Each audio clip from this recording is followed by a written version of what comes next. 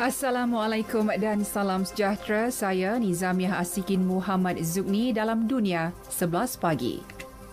Perhimpunan Agung Pertubuhan Bangsa Bersatu UNGA menggesa negara anggota mengekang kemasukan senjata ke Myanmar.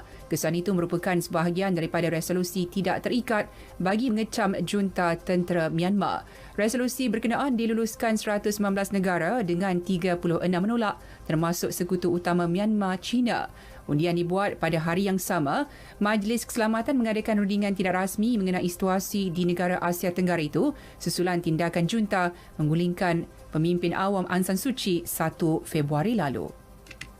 Sejumlah besar negara miskin terpaksa menggantung program imunisasi COVID-19 ekoran kekurangan dos vaksin. Demikian menurut Pertubuhan Kesihatan Sedunia WHO. Kekurangan dos vaksin menyebabkan individu yang telah menerima dos pertama terpaksa menunggu terlalu lama sebelum diberikan dos kedua.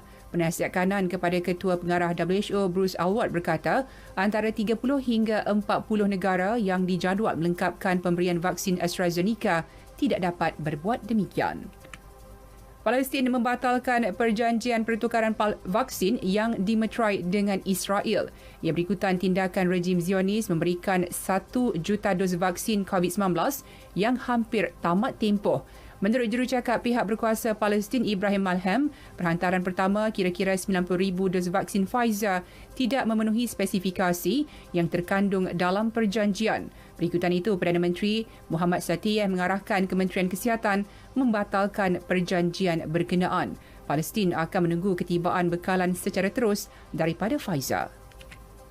Belanda melonggarkan lagi sekatan yang dikuatkuasakan bagi mengekang pandemik COVID-19. Ini termasuk tidak lagi mewajibkan pemakaian pelitup muka di kebanyakan tempat. Perdana Menteri Mark Rutte berkata langkah itu akan dilaksanakan bermula 26 Jun. Pertengahan Ogos nanti, kerajaan akan memutuskan sama ada langkah pencegahan seperti penjarakan sosial tidak perlu dilaksanakan. Belanda merekodkan 1.5 juta kes positif dengan kematian melebihi 17,700 sejak pandemik itu mula menular. Amerika Syarikat mengurangkan jumlah tentera dan unit pertahanan udara yang ditempatkan di Asia Barat. Perkara itu dimaklumkan oleh Pentagon. Sekaligus mengesahkan laporan The Wall Street Journal bahawa 8 bateri sistem peluru berpandu Patriot dibawa keluar dari rantau berkenaan. Langkah diambil ketika pentadbiran Presiden Joe Biden berusaha mengurangkan ketegangan dengan Iran.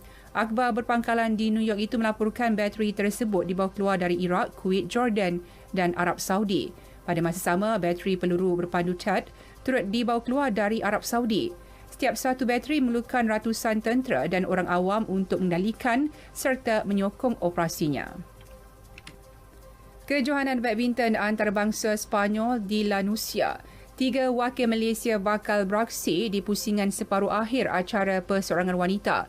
Menang pinggan emas Sukan C 2019, S. Kisona akan berentap dengan wakil Perancis, Yale Yox. Kisona pilihan keempat kejohanan melepasi peringkat suku akhir selepas menumpaskan pemain tuan rumah Beatrice Corrales 21-15, 21-14. Bekas juara dunia Goh Jingwei pula dijadual mentang rakas negara On Sichuan. Jinwei marah selepas menundukkan wakil Switzerland Jinjira Sederman 21-15, 21-12. Manakala Sichuan menang 21-10, 21-12 terhadap Annie Setien dari Spanyol.